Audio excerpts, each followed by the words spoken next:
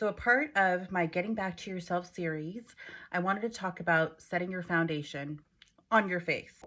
So I deal with eczema. Right now I have rosacea, thank you, postpartum, and hyperpigmentation. So I want to make sure that my skin just looks nice, but not a lot of cake. So that this isn't a 10-hour long video, let's get right into it. So I use MAC Strobe Dewy Skin Tint, and I'm going to go ahead and put a little bit on my hand here. So I was a makeup artist in the Bay Area for like, I don't know, 10 years. And one of the biggest things about being a makeup artist is that your foundation could only go on as well as your skin is prepped. So before I put any makeup on, I always prep my skin. And today I used, what did I use? I used hyaluronic acid serum and a Clarins Day Moisturizer. So the nice thing about skin tints is that you can layer them and they're buildable. So I'm going to put on a little bit more because I don't want to hide all of the redness because then it'll be really caked on. I just want it to be minimized.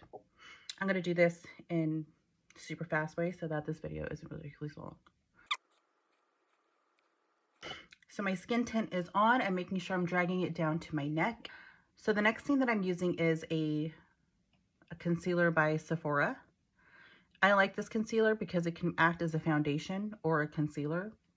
And everyone likes to put it everywhere, but then that's how it looks caked. So I just want to put it underneath my eyes. I normally do this part just with my fingers. We'll fast forward here. And blending is your superpower. I'm gonna blend it all in and let it sit for a little bit before I set it with powder. The powder I'm using is a Sephora translucent setting powder. In my brush, let me fast forward here. What I love about the setting powder is that you can really tell the difference when you put it on because it just takes away that shine. So I'm all done with my foundation. I didn't cover up all of my troubled areas, but that's when it starts feeling really heavy on your face. And honestly, we don't have that much time to be doing our makeup, especially with our kids around. But if you find something that works for you, less is more, especially with makeup as we get a little bit more mature. Less is more, and you don't need a lot of makeup. You don't need to hide everything on your face. Your face is beautiful just as it is. Thanks for watching.